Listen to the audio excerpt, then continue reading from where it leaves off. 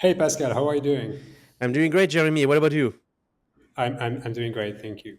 So today we are going to be talking about Themis. So what is Themis? Why did you develop it? And why the name? What does it do? So I'm very happy to be able to share this work with you, Jeremy, and with everyone watching this podcast today. Themis is the first platform that we have designed in my school a couple of years ago. We call it Themis because Themis is the goddess of justice in the ancient Greece. And the idea of this platform is to support teachers, counselors, school psychologists, principal, assistant principal in handling the concern and incident related to social emotional support for our students in our school. And so this platform, we've designed it a couple of years ago because we couldn't find any platform um, that was going to allow us to do what we wanted to do. There is some missing pieces in all the platform that we have looked at that could allow us to use technology to support in collecting data, collecting evidence, support a process on how we can support our students to learn from some specific incident, for example, align with our restorative approach, align with our vision and philosophy in how we can support our students in our division. And so when we face this situation that there is nothing that will allow us to be who we want to be, we say, you know what? We're going to design it ourselves. We're going to do it ourselves. And that's how Themis started a couple of years ago for the first version. So that was a couple of years ago, and now you have Themis version 2, which has AI. It's AI powered. There's AI integrated in there. So how is Themis 2 different? Can you show us what it looks like and what it does?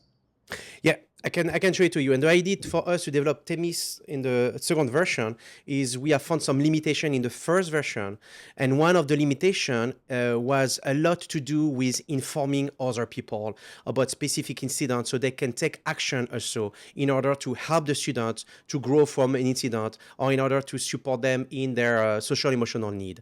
And that's why we have developed Themis version 2. So you know what? I'm going to share my screen and we're going to explore what is Themis. So So here is AI yeah, for efficient communication, right? AI really to support communication. And I'm going to be able to show you this here briefly. So here's Themis. So it's another portal that we have designed also in the junior school where there is other application that can utilize AI. But this is the one that we want to show today. So this is our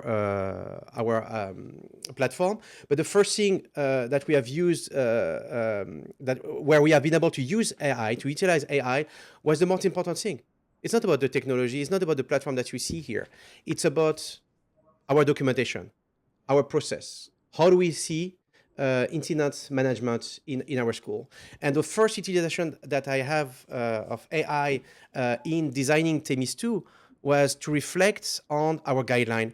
And over the years, we have collected many IDs, many different guidelines that are used by other schools. We have also some specific curriculum, like second step. We are responsive classroom school. We have many different approach aligned with a restorative approach that we have used at UNIS. And the first thing, so it was to design a bot that was very knowledgeable with all the documentation that we have collected over the years, very knowledgeable about our school, about our aspiration. And for a couple of months, I've worked with my support team on designing the guideline. And we were able to go so far thanks to AI. For example, one thing that we have done is to design some case study that reflect on all the different categories that we can have when we look at a specific incident. And the teachers can look at the case study and align their approach of a situation with a case study that we have here. So AI has been very helpful to be able to create this documentation in a way that we would not have been able to do without AI, or at least it would have taken us way longer in order to be able to do that. So the reflection really belongs to us. Yes, Jeremy. So that's interesting. That was sort of step one, like using AI to create like your like handbook, right? How to approach those incidents and respond. And then so I'm guessing step two is AI is going to help, so we don't have to go through this handbook every single time. And so we have that too. We have what we have designed. We have designed a bot, an AI bot. We call it Themis AI. And this bot here that you have seen on the screen here allow a teachers or a counselor or a school principal to try to reflect on the specific incident based on our guideline. So, for example, here you ask me if who I am. I'm going to say that I'm the principal, and then when I say that I'm the principal, he's going to offer me different things that I can do here. He asked me, can I share an incident? And I'm going to just copy and paste an incident here. And then the system is going to look into it and ask me, do you want to rewrite the incident report in a way that is well aligned our guideline? Do you want to reflect on identifying the tier of intervention? So, for example, if I would say like I would like to reflect on the number 2 here, the AI is going to be able to give some recommendation to the teacher, the counselor, the school principal, align with our guideline, and so that's another element that we are using here. Now, it's not bulletproof, but it's really allow the teachers to get familiar with our guideline. We have designed also another element with AI. It's a tutor bot that asks questions to the teacher. So if you want to be able to get more knowledgeable about the guideline, you can go here. You can have a training here. The tutor is going to give you some case study, for example, that you're going to assess, reflect, and you keep like asking some question. But the AI is knowledgeable with our guidelines. So all the answers are within the framework of our guideline. There is also things that we have done with AI to design Themis. Is Themis has helped us also to design all the web graphic that we see on the website. So that's very convenient, and also creating some content in this website. So rather than to spend too much time in writing, I say, I would like for you to be able to write this part here, the introduction for this element here, with those elements here. And so I probably divide by 3 the time that I will spend to design the content on the website.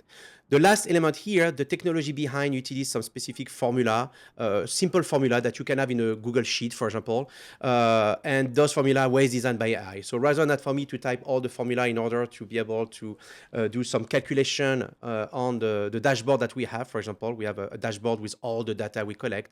AI was creating this formula for me, which also saved me a lot of time. So overall, what I have at the end is something that is really much alike what I will have if I would have done it completely myself in terms of application, except that with AI, I've been able to go way faster to design it. So we have here, like step one was using AI to consolidate of your guidance policies and create the handbook. Then step two, feeding that into an assistant that I can talk to, so it helps me rewrite a report or reflect on the theory of intervention. Knowing there has to be a step three, which is some sort of automation, right? Absolutely, and that's probably the place where we are really able to go to the next level in supporting our students in the social emotional need is by asking the technology to be able to take care of very specific tasks that allow us to be much more responsive to any situation. And so I'm going to show you an example here. And that was one of the limitations of Themis version 1, is that when an incident was reported to us, we couldn't really share this report directly to the teachers who should be informed about an incident if we decided that they should be informed about it. Because there is a need to rewrite some of those reports that can be, in the heat of the moment, can be written in a way that is not necessarily aligned with our guidelines. That can be sometimes a bit judgmental, or maybe a bit dramatic, or maybe using a vocabulary that is not necessarily the one that we want to use in a formal report that we're going to keep in our database. And so this version of Themis, the version 2, utilize automation and AI together. So when a report is sent to us, through a form, what's going to happen behind is Themis AI is going to write a summary of the incident and is going to rewrite the report, missing not a single element of the initial report.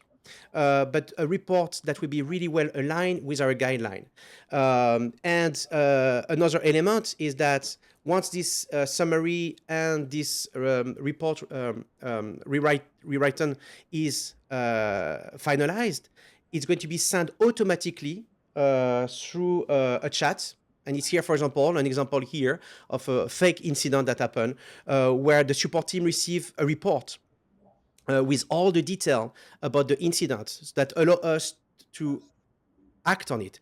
The teachers are going to receive also a report, the homeroom teacher, because he need to be informed that something happened in the playground, for example. So when the students are coming back, he's aware that there is an incident that he can support and he can help with. What the AI is going to do with automation too is every 4 hours during the day, the system is looking at all the updates concerning a specific incident or a specific concern, and is going to summarize those updates and send again in the chat that is designed for that purpose. Is going to inform the support team, the principal, the assistant principal, and based on the type of incident, the teacher, if they need to be informed, they receive an update. So if we have a meeting with a parent, for example, the teacher will be informed that the principal has met with the parents, and here's short summary of what was discussed with the parents. And again, what we decide that we want to share. And so this is a game changer because we don't need to pause and wait to inform other people. We can really focus on supporting the student, trying to find the best restorative approach that we could have on a specific incident, trying to gather some document to be able to work in a class to support a group of students who are struggling emotionally. So we can really focus on what is most critical because Themis AI on the back is going to take care of this communication. Again, it's not bulletproof, but for what we've seen since the beginning of the school year, it's really accurate. And I would say that if it's 97% accurate in the balance, it's really a better choice for us rather than to not use AI to help us in this process and losing countless hours in informing other people that need to be informed. So this is really, really a critical usage of AI and automation that makes a huge difference for us in the way that we can handle specific case. So the benefit or the value really comes, it sounds, from the customization, the fact that it's been designed by you, by your school, specifically with your guidelines in mind and for your specific needs and use cases. What has been the impact? Like, how has it benefited students in your school community? Yeah, and I think this is probably the most important piece.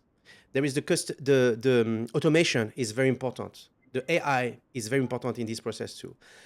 But maybe the most important piece is the customization, is to be able to design something that work for us, to use the technology to support our need, our vision.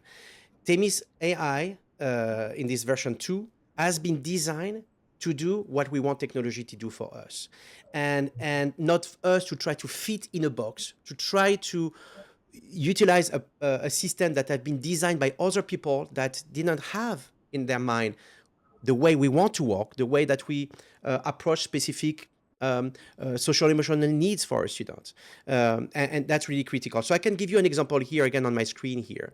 For example, here we have, so it's a fake case here, but the way it's designed is directly aligned with what we believe need to happen. For example, we want to make sure that we can collect information about the student who witness a situation, because this can tell us something. And we can have some students who are going to often witness some situation. So what does it mean? We want to be able also, in a case, of course, to look at the students who are being harmed, the students who are responsible. There is many systems that exist that only look at the students who are responsible. But what about the students who have been harmed in a situation, for example? What do we do for them? And so that was also a very important piece for us to be able to customize that. Other element here, we are really looking at tier of intervention. We have a multi-tiers of support system, a multi-tier of support system. So the tier of intervention are extremely critical for us. So we have been able to design the tier of intervention in the system. We are using also logical consequences that are aligned with our responsive classroom approach. And so here we have a system that allows us to use logical consequences. But another thing also that we wanted to do is we wanted to document about communication with parents. And this system allows us to do that. Another element, we feel that when we have a meeting with a parent, and here I can show you an example here. When we have a meeting with a parent, we want to be able to get ready for the meeting.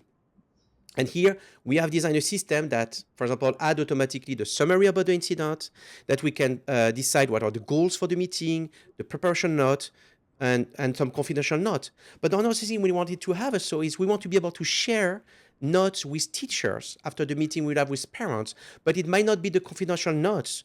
And so we have been able to create a place where we can add some notes that are shareable with the teacher. And this is a note that Themis AI will take later, summarize, and create an update for the teachers.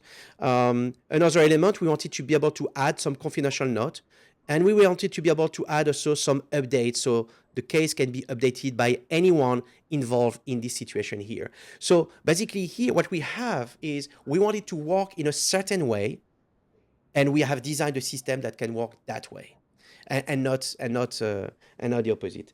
And this, I think, is something that is really game changer. So you were asking me of what we observe. What are the observations that we have here? Is the we developed the system. We launched it by just informing the teachers that the version 2 of Themis was here, and without doing any training, the teachers have utilized it. 2 days later, at a faculty meeting, a teacher was saying that that was really helpful to be able to use Themis AI on a specific incident. And it was a teacher that had a language teacher, so the mother tongue is not English, so that was very helpful for this teacher. And we have also collected many incidents, not that we have many incidents, but the teacher, interestingly, are adding some incident tier 1. So incident that they take care of, that they don't need necessarily the support from the counselor and the teacher.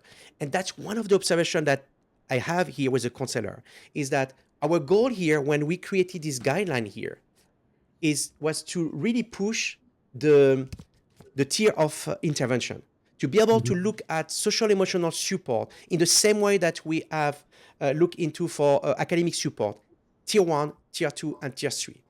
And what we see is that the system that we have designed encourage the conversation about the tier of intervention, encourage teacher to reflect on what can we do at the tier 1 level, redefine the tier 2 also. The tier 2 is a collaboration with the counselor. And so what we see is there is less cases that are directly escalated to the counselor or to the principal.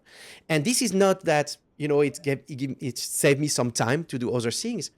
Is we know that when there is some incident that can be managed on at the space and time where those incidents happen in the junior school, the outcome, it will be much more successful than if we have to wait and escalate and etc. And so we see, again, it's not perfect, it's not bulletproof, as I was saying, but we can see that there is a change here in the way that we're dealing with this incident. The knowledge that we have also about it, and maybe that's the last thing I can share with you, Jeremy, because we are able also to collect data, and I can show you here. So this is like some demo data that I have here, but we can see the progress of the incidents. So the incidents that are closed, open, in progress, etc. We can see also data about the tier, how many incidents are tier 1, tier 2, or tier 3. We can look here, for example, on the numbers of days that it took to be able to resolve a case. And we can see also the different type of incident here. So here is some example of how the data can be collected. And we can basically design, because it's customizable, we can design any dashboard then allow us to reflect, like where we can see here, for example, that the case happened mostly, for example, in the playground or in the hallway, or maybe in a specialist classroom where the students spend less time with a teacher than with a homeroom teacher. So we can really reflect on how we can support teachers and change the guideline, how those guidelines can be updated based on the data that we're going to collect. So we can decide basically based on evidence what we need to do for supporting our students. That's fantastic. I mean, I have just two questions that I want to, and because we're basically at time, this will be the last question. So I mean, one obvious one is the data privacy, right? So we have here very sensitive information, like not only personal information, but sensitive because it's about behavioral incidents. So because the data is shared with or processed through an AI, how do you ensure that data privacy? Yeah, and I think it's a very important point. And so there is two things. There is first the data. So the data we collect it in a system that is called Airtable, and it has really robust security. Like it's system that is used by bank and etc. So the data has some level of protection. Nothing is people can hack, but mostly what they will hack if I give my password, and not all the teachers have access to the main database where all the information is collected. They have access to an interface that has also some robust level of protection. It's like a system again that is used by bank, by big companies, etc. And of course, we look at all the certificate that they have. I think the main concern when we develop a system that uses AI, as we were saying, is now this data that is going to fly to the AI, which is here the AI developed by OpenAI. That is the same AI that is used when you're using ChatGPT, and then it's coming back to our database. Now, the big difference here in by when you design system the way that we've done it is we don't use directly ChatGPT. If today a counselor or teacher use directly ChatGPT, design a bot, for example, to help them to take some decision with a counselor mindset, so a counselor bot, all the data that they're going to put in ChatGPT can be used by ChatGPT to learn. So this data is anonymized technically, but they take the data, they can learn with this data. Now, when you use the technology we're using, we use what we call the API key, which is a key that allows us to connect the AI developed by OpenAI directly to our system. When we do that, the big difference is OpenAI is not does not use the data for learning. It retains data for 30 days for legal reason in case like there is a misuse, illegal use of their system, but it doesn't use the data for learning. So the data stay our property and is never used for learning. So that's, I think, a major difference when many people today in education are going to use directly ChatGPT. What we have done, and I have done in other areas for report cards, for example, to help in writing report card, is to use the API key that guarantees also the safety of our data. Another element here also is that while the database contains a lot of information about the students, when we work on the report, for example, and that AI is going to write again the report, it doesn't receive from our database the full name of the student, for example. In the report itself, there will be the first name, but there will be no last name. Now, there is a way that we could develop this by trying to anonymize the data before it go to ChatGPT. For example, a first name will be replaced by another one, go to OpenAI, get some work done, come back, swap again the first name, and update the database correctly. So that's things that can be developed, but we have not done that yet. Okay. And then the last question would be about accuracy. So how do you monitor or test I guess the reliability of the reports? Like how do you know that that OpenAI model doesn't just hallucinate additional details in the incident report? So it's I think it's an excellent question, but all the time. Because when we receive a report, it's not a static report that is going to stay in a database and we might look at it in a couple of months. The report, we are using those reports in order to be able to act on it. So we investigate, we talk to the student, we continue to update the system. And so if there will be something that will not be aligned, then we have the possibility to update it. Now, I've not heard yet someone telling me, wait a second here, this is not what happened. And so for like maybe around like 60 cases that incident that will have been reported, not a single time people will have tell me that no, it's not working. And the counselor are working constantly on the system, updated the system, etc. So you triangulate with human intelligence and people talking to each other about the incidents. So they would be able to see or check if the AI was to add Yeah, and we something. don't do that for that purpose. We do that because we have to be able to work on the incident in order to be able to resolve it based on the report that is generated by Themis AI. And so, again, if something will be, there will be a discrepancy, the teachers were reported, the playground assistants were reported, etc. We'll be able to say, like, wait a second, this is not what happened here. Or the student will say, wait a second, I was not here today at school. Why suddenly there's something happening with me? Nice. Well, thank you so much, Pascal. So next week we'll be looking at tools that we have developed at my school, but more for using AI in the classroom or for teaching and learning purposes. So that was super interesting to see what you have developed, and it's interesting that we don't hear as much about how it can be used on the admin side of school leadership or school operations. We oftentimes focus on teaching and learning, so it's refreshing to hear about how it can be used in another way, and again in a way that is super creative and entirely customized by you and your school. So Yeah, no, my pleasure. And if any school, any head of school or principal is interested in understanding a bit more about Themis, feel free to contact us, and we can dive in a bit more on the technology behind the scene. right, and that's our constant message in this podcast, right? That AI is not just a set of tools or products that exist. It's a technology. It's a source of energy, and then use your creative thinking, and you can get it to do for you many different things, if not almost anything you can think of. Thank you so much, Pascal. Thank you, Jeremy.